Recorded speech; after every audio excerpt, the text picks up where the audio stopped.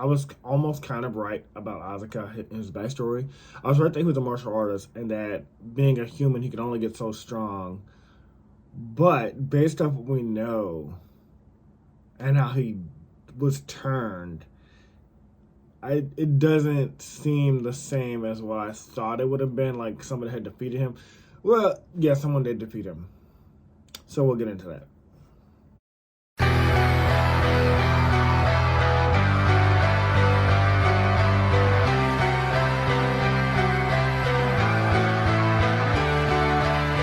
Hey guys, welcome back to the Everything Anime Podcast. I'm your host Shinry. Here at the Everything Anime Podcast, talking different from anime, manga, video games, TV shows, and a relevant topic I'm talking about. Today's video is on Demon Slayers. I think it's chapters 147 to 155, 156. Either way, I'll put it in the title, but this basically is the fight between Azka and Tanjiro from start to finish, as well as his backstory.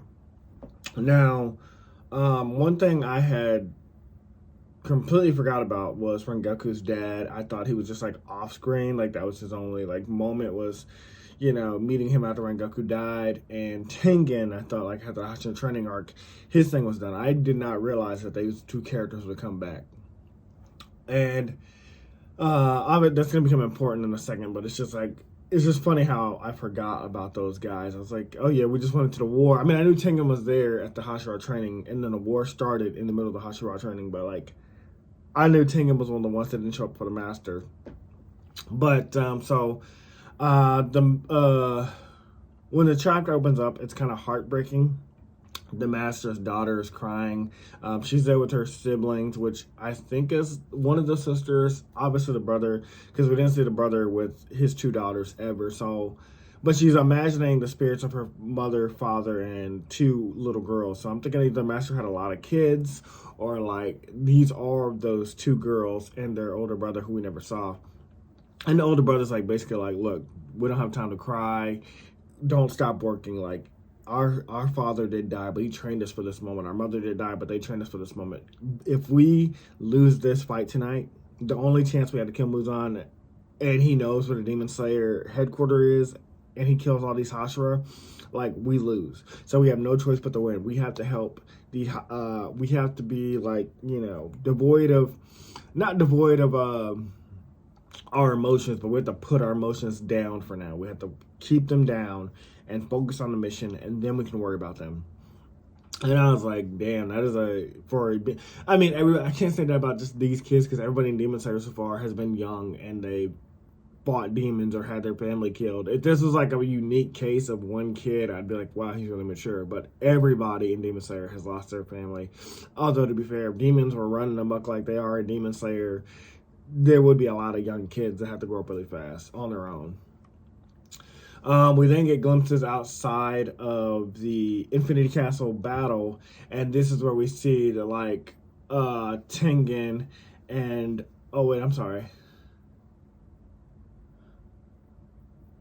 this is where we get Tengen and Goku's father sitting outside of the family's mansion house, or where the intel unit are, and they're basically guarding. Tengen's on the left, and then Rengoku's father's on the right.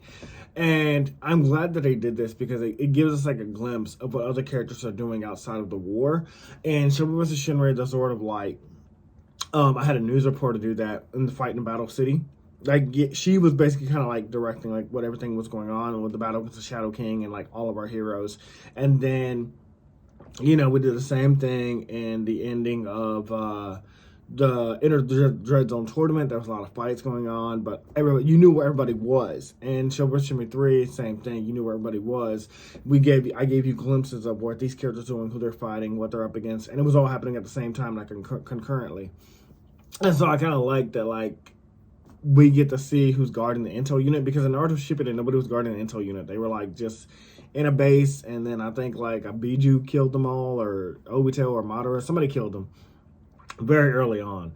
But at least these guys have somebody guarding them. And yes, Tengen doesn't have, I almost said he didn't have a Biju.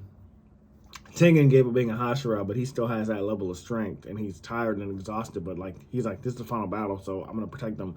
And we know Rengoku's father was a Hashira formerly, but he quit being a swordsman after he met that first swordsman, or he got a letter from that first swordsman, which we still don't know what it is because, well, we learned something about that in a second. But yeah, he quit being a swordsman after getting a letter from somebody, a letter from that first swordsman. But he's basically there. He's like, I'm putting aside. Tengen's like, you know, these kids are fighting even after losing their father, and like, you know, I just feel so inspired. And Rengoku's father is like, you know, yeah, my boy, he died on the battlefield too, and to honor his memory, I'm gonna be here. So I thought that's pretty cool. That's like a redemption full circle for him. But again, this is a relationship that I wish was more fleshed out on screen, because like we got, again, Demon Slayer is kind of a short anime / manga, but it could have been longer. Like we could have known Rengoku's dad for a while, because it's not long enough to hit him like Endeavor. It sort of is in that one panel where we know he hit his son and he hit his son Sengoku, and he neglected Rengoku and Sengoku as children after losing his wife. But I mean, they kind of try to wrap it up pretty quickly, and I kind of was fine with it because, again, I know it's a short manga, and I have read short manga and anime before. So I just kind of went with it. We also see that Nezuko is with the water Hashira Uragaki, I think. And he's treating Nezuko with the medicine that Lady Tamio is infected Muzan with. This is a big deal because they're like, if we can turn Nezuko human before Muzan either wins this war or loses this war, he'll lose, period, because the one thing he's after is Nezuko. He never found the blue spider lily, and tonight he's not going to get the chance. Like, we are going to kill him, but in the event that we don't, maybe turning Nezuko human again is good enough. Like, you know, and I mean, it wouldn't matter. I mean, if they lost and Nezuko did become human, I mean, and Muzan survived, he could just turn into a demon again, but I mean, there's no chance that she might become, well, even then, like, there's no chance that she might become that same demon that's immune to light again, so, sunlight again, so, because we don't know what exactly changed Nezuko. So, yeah, Muzan, he would lose either way. But, so I like that, like, because I forgot about Nezuko when the war started. I was like, oh yeah, Nezuko was she was with the other Hashira we know in the Hashira training arc. We never saw her again. And now, like, we know what she's doing, so that's pretty cool. We then flash over to Tanjiro, who's engaged in battle with Azka, and like the Rengoku fight, before it starts, when it starts, Tanjiro is using the flame sword style, or flame breathing, not flame sword style. It's nostalgia hitting hard because it's just like when Azka fought Rengoku, like fire user versus the martial artist. If I wasn't reading it so long, if I wasn't reading it so fast in the manga, I know what I'm trying to say. It would feel like nostalgia if I hadn't read this, like, start to finish, because, you know, coming out weekly and waiting week to week and sometimes 2 to 3 weeks for manga, you know, it can take years for these to happen. But like me and Demon Slayer being finished, I'm just flying through it. So I'm like, oh yeah, I remember this. This is definitely nostalgia for people that, you know, haven't watched it or read it back to back like me. Like, I guess definitely say for like people watching just the anime, that would feel like nostalgia, because like they still got the Hashira training arc coming out this year, and then next year will probably be the Infinity Castle, and who knows how long that'll drag out before they get to that fight.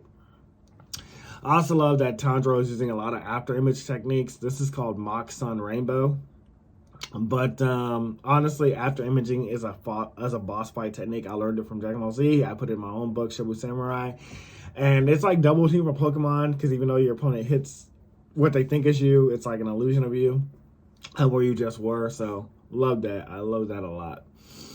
But Azka is kind of impressed. Azka kind of catches on quickly to like Tanjiro's technique. He's like, oh, there you are. That's an illusion. I thought that was pretty cool. Even Giyu is impressed that Tanjiro got stronger, because like he met Tanjiro in episode 1 of Demon Slayer, chapter 1 of the Demon Slayer manga, and he's like, you're still under a level of a Hashira, but like you almost like reached our level. And because you got to remember, like, when Giyu first met him, Tanjiro almost decapitated him with that hatchet, like when he was running at him and trying to distract him from killing Nezuko, and he like threw the hatchet, and then he also had a rock, and Giyu like dodged the rock or knocked out Tanjiro. He's like, wait, what happened to the hatchet? And the hatchet flies next to his face. Like, Giyu is human, so the hatchet would have killed him. So even though Tanjiro was weak back then, he still could have potentially killed a Hashira for the first time he met Giyu.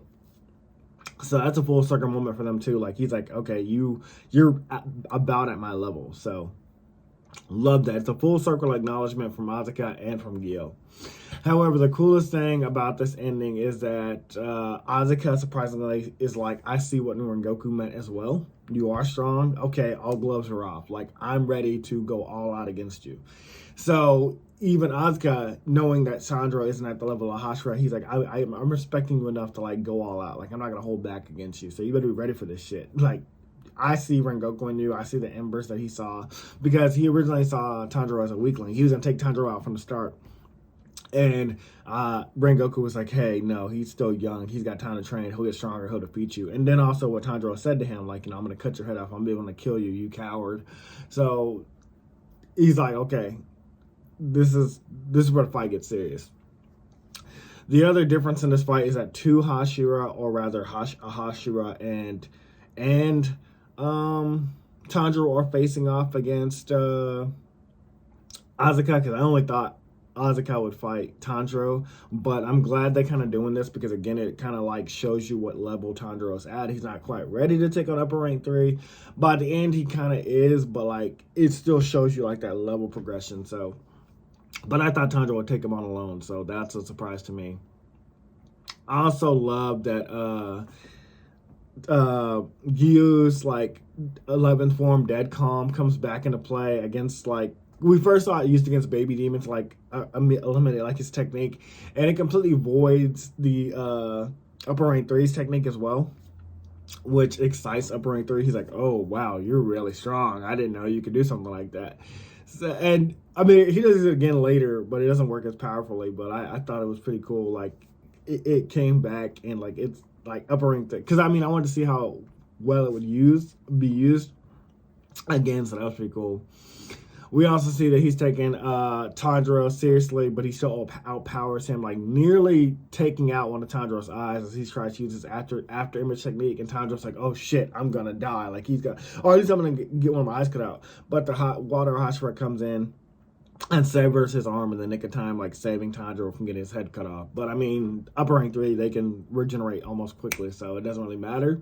But Tanjiro's still intact, so that's good. And then practically after just grazing Tanjiro with a kick, it's enough to like make Tanjiro spit up blood. Like Tanjiro tries to block himself. He's like, oh, I can guard against this. And like he gets kicked, like basically what he compares to as a graze, but it's enough to like make him spit up blood. Whereas a water Hashira continues holding his ground. So that, like, again, showing you even more that like you still have a way to go, Tanjiro, compared to like a level of a Hashira. So again, just great storytelling, visual storytelling, without like outright saying it all the time. It's just showing you like he still has a way to go. And that's why I was like, maybe this war arc, we needed more, because Tanjiro, I mean, the way he set it up, you had to go into this fight. Sorry guys, 1 second. But it's basically saying like Tanjiro had to get stronger in this fight because there's no time to train. Like, the war just started. You have to get stronger in this moment. You have to be stronger than you were yesterday right now. どうした?もう終わりか?これじゃまるで昨日と同じだぞ。まだまだ昨日と同じところでギブアップするわけにはいかない。もっと強くならなきゃ。昨日の自分より強く。昨日の自分より強く。 And he ignores Tanjiro because Tanjiro's way too weak for him. Even though he acknowledged Tanjiro's strength, he's like, you're still too weak. So he focuses all his strength on Giyu. And in the middle of their fight, he starts getting a feeling like when he fought Rengoku, he's like, hey, I like you. What's your name? And it gave me Bleach because, you know, in Bleach, they say like, everyone should know the name of the person that killed them. So they always introduce themselves, their first and last name. And then their opponent does the same thing. に挽回を奪われた氷の隊長さんじゃねえかよ。10番隊隊長菅谷藤四郎だ。ステルンリッター H ザ・ヒートバズビー。Kind of mutual respect, like so that when you die, you know the man that killed you. It's just a really cool thing they always do in Bleach, and hilariously use like, oh, I don't like talking, and I'm not giving you my name. I don't tell my name to demons. Which reminded me another thing of Bleach. Whenever like at one point one of the opponents was like, I'm not gonna tell you my name because you're not gonna kill me or something like that in Bleach. And then later, like when he deals enough damage to that enemy, they're like, okay, well this is my name first. They're like, Hey, you. You were so busy trying to kill me, I didn't catch your name. Never mind. Waste of time. I just realized there's no point in giving out my name to somebody I'm about to kill. Just know that I'm the one who's about to kill you.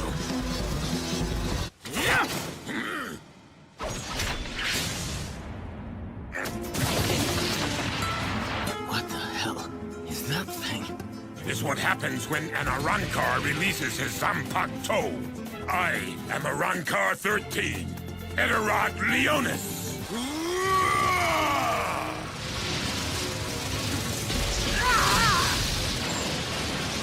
same. So it's just, again, really cool, funny things. Not saying everything is copied from each other, but like just inspiration, because we know, I learned yesterday that Black Clover was inspired by Berserk. And we know, like, My Hero Academia, the author, drew Chaser, Smoker from One Piece. So I just love like, things like that. However, he does learn Giyu's name when he sends him flying with a Jesus kick.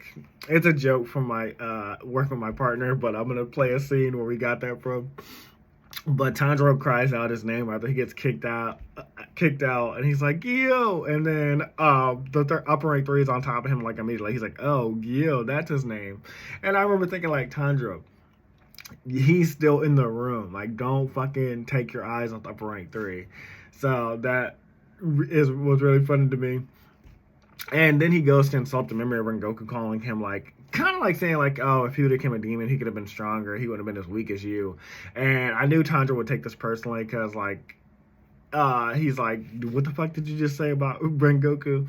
And he's like, I'm not insulting his memory. He's like, I'm actually applauding him. The night that he died, I just, like, wish he became a demon and we could have fought like this forever because all humans have limits. And Tanjiro still just like, you don't just disrespect my sensei like that. You put some respect on his name. And that fires him up, and like his tattoo starts growing and things like that.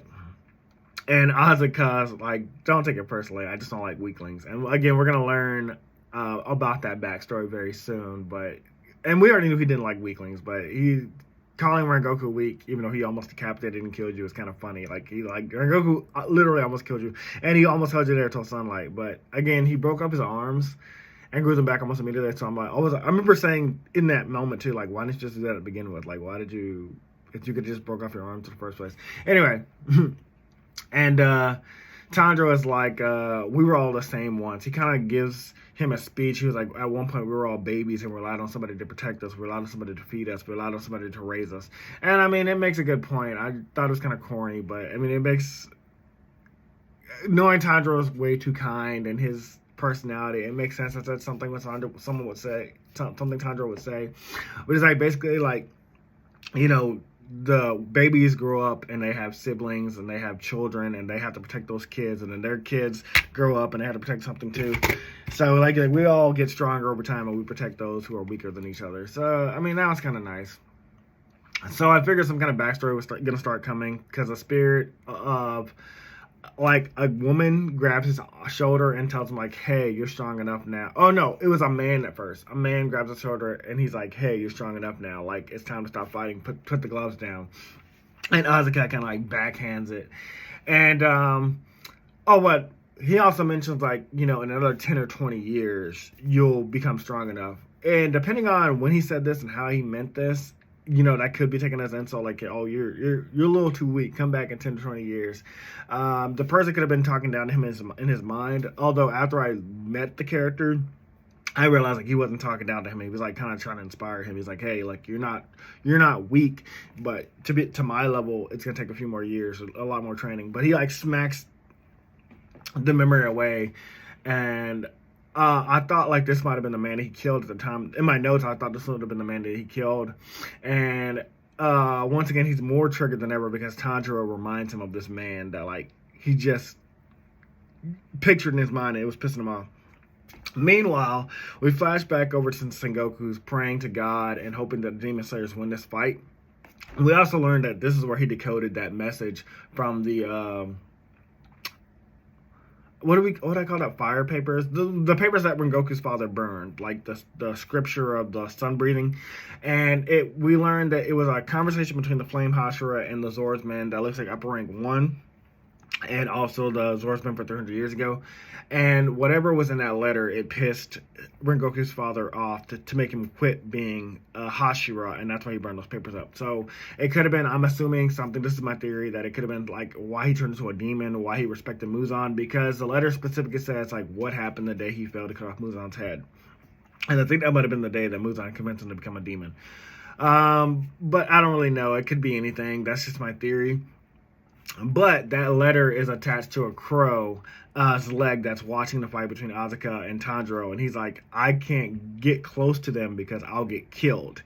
And obviously I knew, like, I thought maybe reading this, like, Tanjiro at some point, like, Giyu would come back and Tanjiro would read that letter.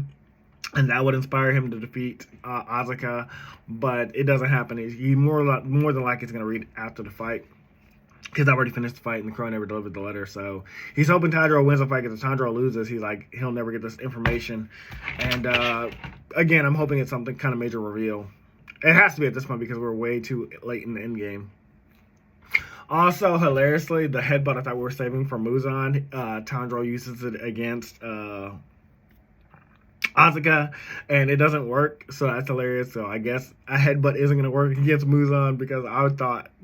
Alright, so in Fairy Tail, there's this dragon called Agnalga or something like that, and then like he has like his human form, and basically everybody that has a dragon inside of Fairy Tail is known as a Dragon Slayer, and Dragon Slayers are weak to like moving vehicles. So 船で行くのかよ。何で行くと思ってたんだ。ほら、メストの瞬間移動でピューッと。そんなに長距離は無理だ。ウェンディ、酔い止めの魔法。ウェンディ。すみません。なんか私も乗り物に弱くなっちゃったみたい。大丈夫？ジュピターを拡散させるとは。白兵しかねえ。大将の船に降りるぞ。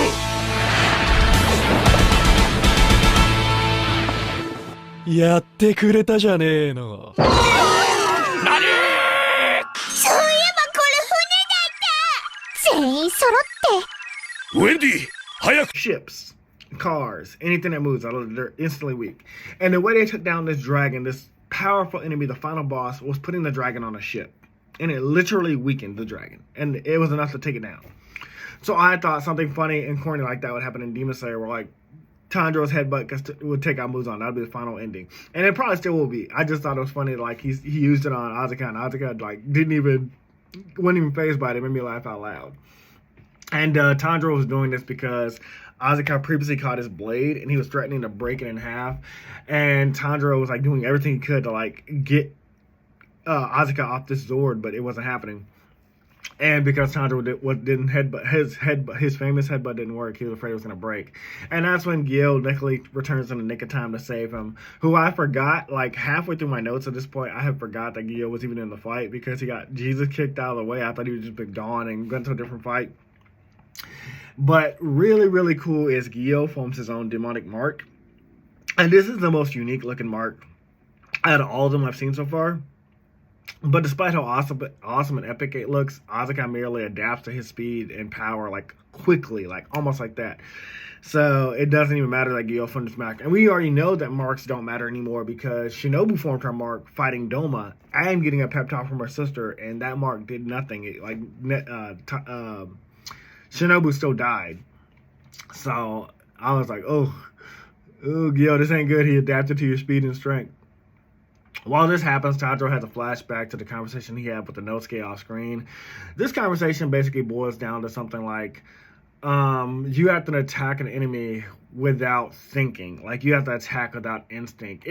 I saw something on Teenage Mutant Ninja Turtles about something like this. Like, they were trying to teach Donatello, like, how to fight, like, Mikey. Like, Mikey's like, oh, the reason why I can fight opponents so good is because I don't think, I just attack. And obviously, Donatello being the intelligent one, it's like, that's pretty stupid, that'll never work. But then later, he learns to fight like Michelangelo. So, I was getting that, too. Like, you have to attack a demon without the intent to kill. Like, it has to just be a natural, like, instinct to just want to kill, like, without hostility, without hesitation. And I don't know, I didn't really get much from it, but it's explained better later, because Tanjiro then realizes something about his father, and we get a flashback to, like, what his father was like, and we learned that he was like a kind man even though he was sick. And I'm glad we didn't get the anime trope that, like, my dad was upper rank 1 / turned into a demon. Like, his father was just a good man, because usually that is the anime trope. Like, I already seen episode 1, I knew Naruto's father was a 4th Hokage. I saw that coming, because they had the same hair, color of eyes, yada yada yada. I knew that was Naruto's father. Bleach, it surprised everybody that Ichigo's dad was a Shinigami. Like, it was like, what the fuck? And then Ichigo's mom was a Quincy. What the fuck? Those are 2 major big reveals. Did not see either of those coming. Luffy's dad being the leader of the Revolution Army. That was what the fuck. Did not see that coming. But usually the anime trope is, like, Gon's dad is the greatest hunter in the world. You know, Yusuke's dad was a demon. We did not see that coming. What the fuck?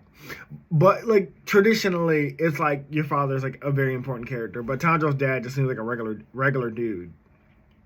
So that was kind of cool. In this flashback, he basically tells Tanjiro, you have to basically clear your mind, empty your mind of all thoughts, and just let instinct take over. And he's like, that's how, like, you know, you'll enter this, like, space where, I think it's called the transparent world or something like that.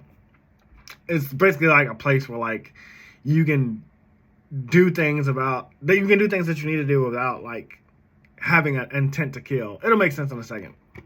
So one day, a bear attacked their village and killed 6 people. So his father set up bells around the village to alert them when it would attack next. But before the bells ever rung, his father woke up in the middle of the night, and he was like, Tanjiro, let's go. And Tanjiro came with him, and his dad took, like, a single axe, and he went to face this giant bear even while he was sick. And this giant bear looks, like, fucking huge, just towering over him. It looks menacing. And then we get this, like, 2 panels of him going face to face with this crazy bear with a single axe.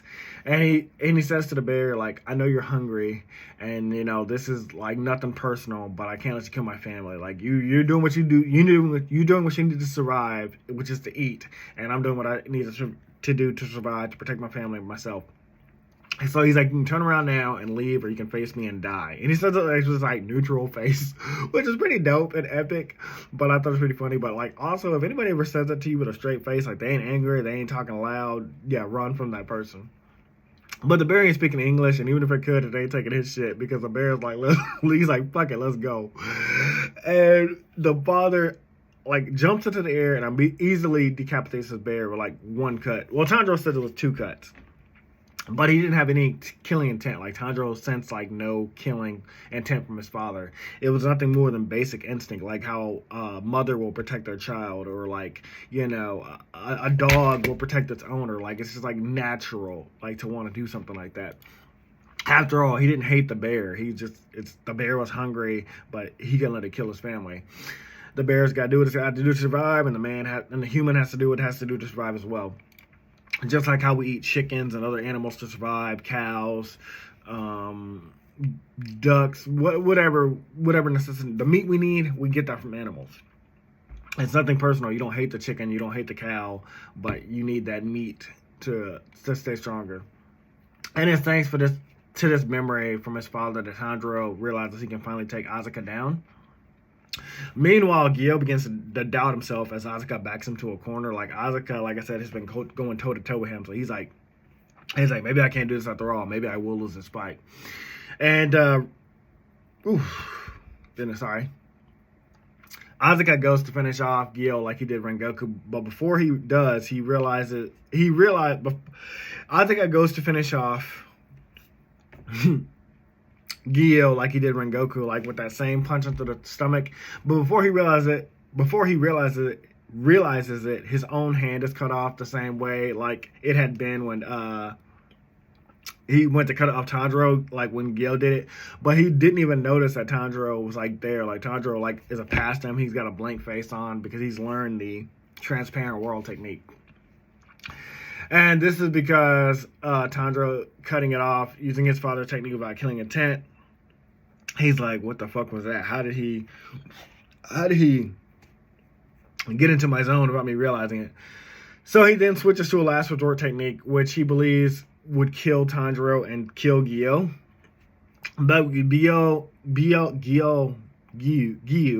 managed to avoid it using dead calm, like to avoid like fatal techniques. Whereas like he thinks Tanjiro has been killed.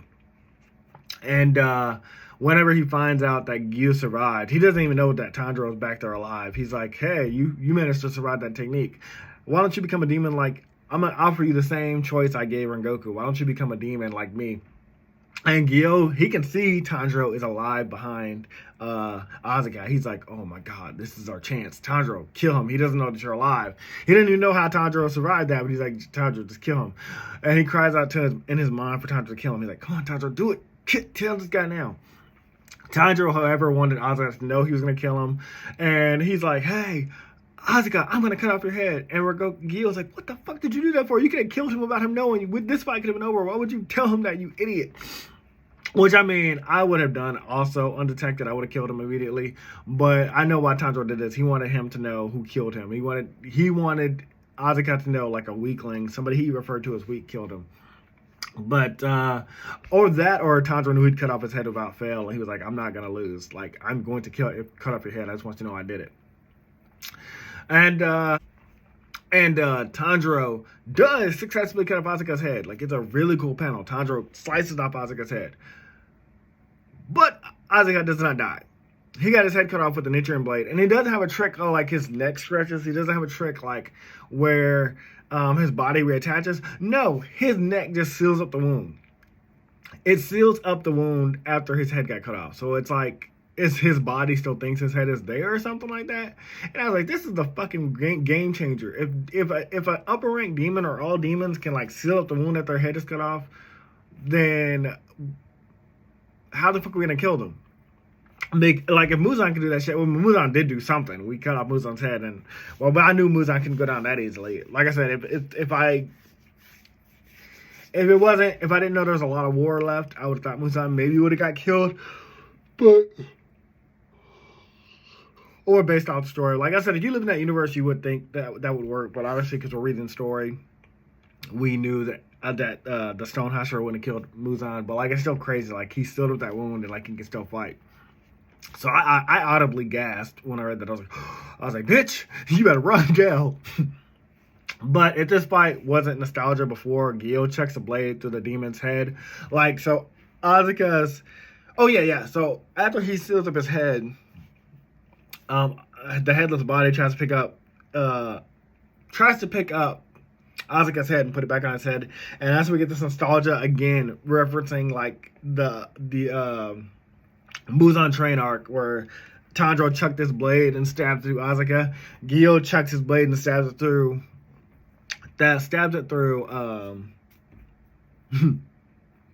Asuka's head, and it falls free of the hands, and then it falls to the ground. So that's where I thought it was the end. I was like, okay, maybe even though he sealed the wound, now that he can't put his head back on, he's gonna go down. And you would think it would be over, but then that's when it seals. It doesn't seal at first. After he cut off his head, he just tries to put it back on, but then it seals up the wound. And I was like, oh my god, what the fuck? This headless body is still trying to box. Like, your head is gone, your head is obliterated, Asuka, but your body still wants to fight.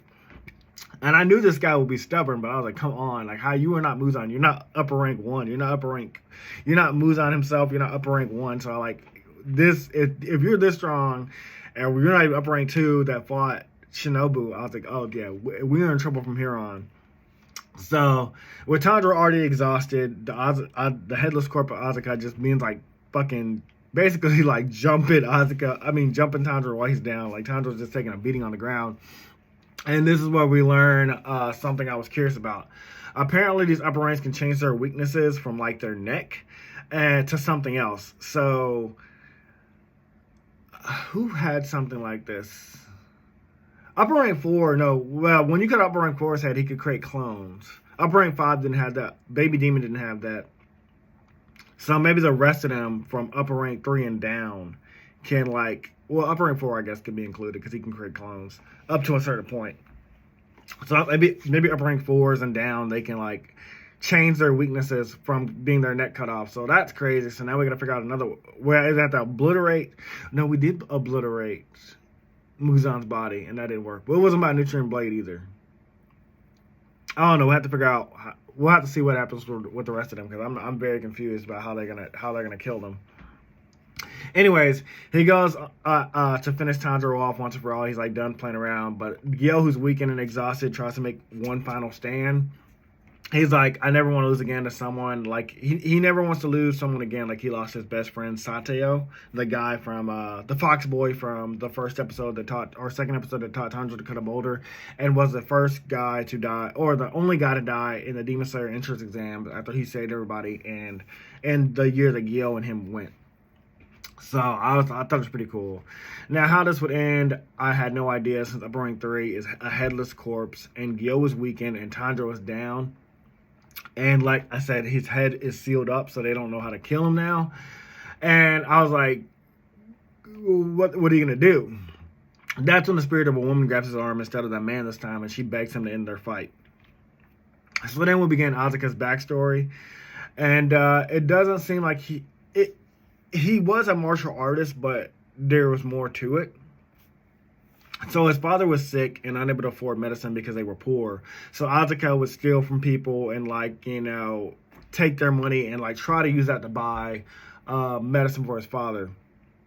And he wanted to get stronger so that he could fight off people that like he stole from, that tried to like come back after him, so he could fight off the police. Basically, like not really being a thug, but just trying to do his best to survive in like a world where like he was basically like the poorest person. And we learned that after 11 years old, he had already pickpocketed over 100 people. And so he had 100 offenses against him, and he had no intention of stopping. He's like, bitch, we're poor. We need money. Y'all have money. Y'all have more than we do. We just want a little bit of it to take care of ourselves. We just want to survive. So he's like, I'll do this for the rest of my life. And obviously the police weren't going to have that. And his father begged him, like, he's like, don't do this. He's like, I don't want my son going down a dark path. I want you to lead a noble path. I want you to live a righteous life. And he wanted better for his son. But he figured the only way he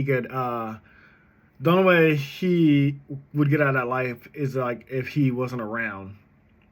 And so he committed suicide. And we then see,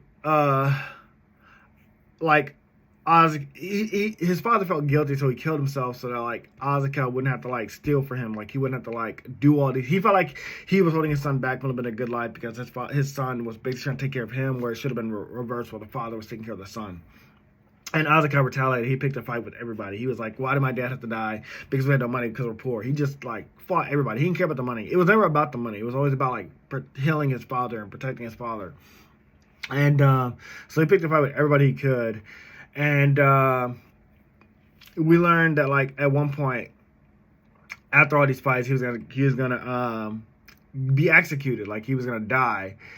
And this dojo master heard about this kid, and he wanted to go meet him for himself. And so he goes to meet Asuka for the first time, and he finds like Asuka's beaten like 7 adults to unconscious, like they're out. And he's impressed by Asuka's strength, so he asks him, like, hey, become my apprentice. And Asuka's like, what? I ain't having that shit. I'm just going to beat your ass. And Asuka tries to fight him, but the man takes him down, like, a couple hits, like, kind of like Ip Man, who, like, I'm going to reference Ip Man a lot, probably from here on, but, like, he takes him down like Ip Man, just, like, easily. And Asuka passes out.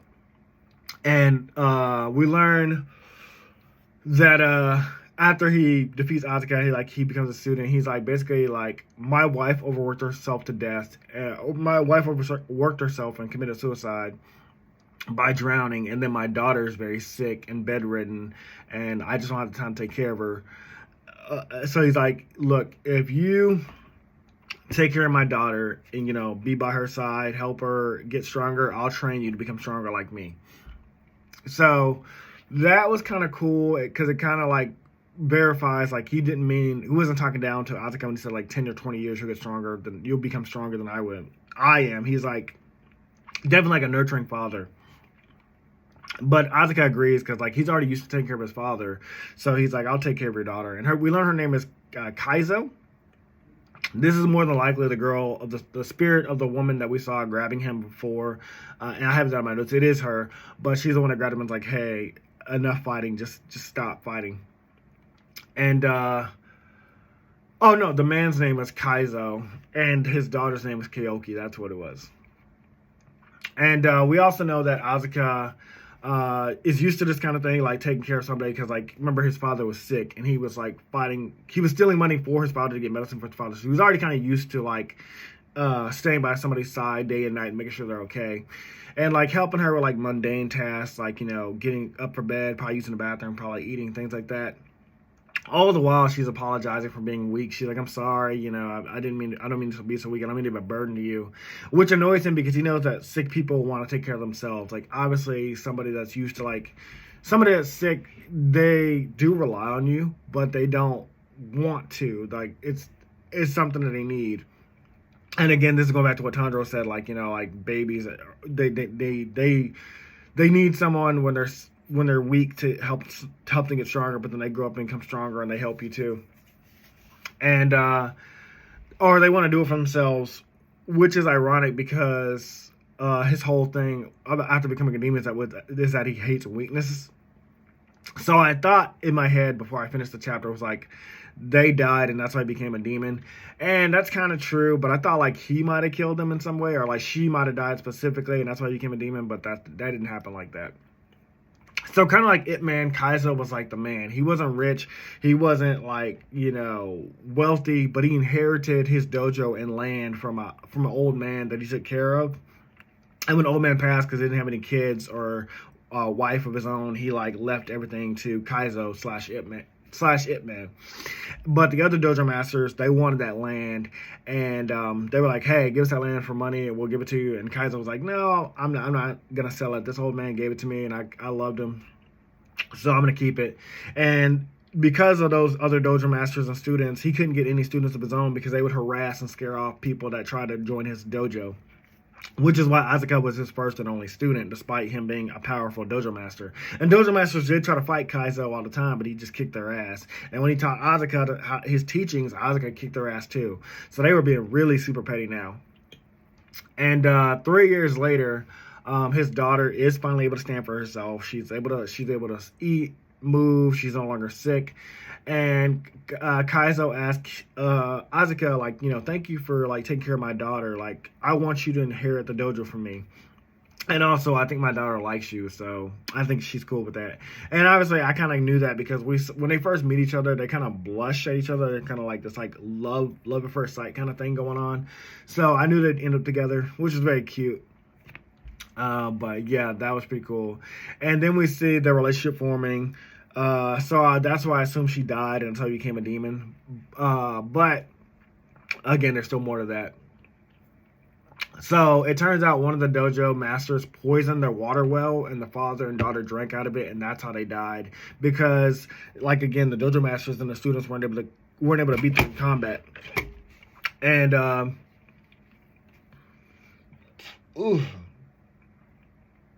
what's worse is Azka feels guilty, like survivor's guilt, because he wasn't there to protect them. Like, so when they died, it was the same way, like, with his father. Like, when his father died, Azka wasn't at his bedside. So he kind of takes it personally. He's kind of like, I wish I was there for you. I wish I was there for them. And so we sadly learned that Azka was going to actually become an honest man, like his father wanted him to. Like, one day, she asked him to marry her, the Koyoyuki. And, like, he told her yes. He's like, I'll become strong enough to protect you from everything. And so the motivation to become stronger and stronger was to protect her. So that's really cool. That's really sweet because Azka was already strong. He was already beaten dojo masters. The only person he never beat was Kayoko, which is a spirit that's holding like 10 to 20 years, you become stronger than me. Which kind of is accurate because Kayoko is a grown man, whereas, like, Azka was a child. So yeah, 10, 20 years, you probably would become stronger as him. But Azka set out for revenge because he didn't know, and no one came forward about who killed or who poisoned the water. He just killed all 67 students, dojo masters, and students, 67 people with his bare hands. And it talks about how graphic it is, and like how he ripped their bodies limb from limb. It's very crazy, very insane, but understandably so. Like, the kid already had problems. He lost his dad, he lost his mother, and then he finally was and he was like a criminal in people's eyes because he was just trying to help his father survive by getting medicine. And then you beat him, but he didn't care about the beatings. He's like, he could take the beatings, he would do it for his father. But then, like, you know, he builds a new family. He takes care of this girl. She gets healthy. He falls in love with her. He's got this great dojo master that he sees as a father figure. And then you killed him for no reason because you're jealous. Yeah, I kind of can stand by it, but not really. It's very biased. I wouldn't kill all of them, but I understand why he did it. This, of course, attracted Lord Muzan's attention because he thought it was a demon. He thought it was one of his own. He's like, I didn't place any demons out here. So I was wondering who killed all these people. And he turned Azka personally. He's like, I'm going to make you into a demon. But of course, in the end, like I said, the spirit is of that woman. And he finds his humanity again. And he finally puts down his fist towards another person. And he turns them against himself. He causes himself to explode. Which was pretty cool. Like, Azka didn't get defeated. He killed himself. Which kind of makes sense based on his backstory. Like, no one ever defeated him in battle besides Kayako. So he's like, basically, only Kayako could defeat me. So I killed myself. I mean, Muzan probably could too. In upper rank too, obviously. And won. He's then visited by the spirit of his father as he passes away. I was going to stop there, but I felt like I should keep going to see what else happens. He's visited by the spirit of his father, who basically says it's okay. Like, you know, I love you. Don't worry. I know why you did all this. You did it because of me, and I'm sorry that I couldn't have done that for you. Then he's visited by the dojo master Kayako, who says, like, you'll always be my student, but I can't take you to heaven. Like, after what you did, despite you did it for us, I can't take you to heaven because you killed a lot of people and, like, you became a demon.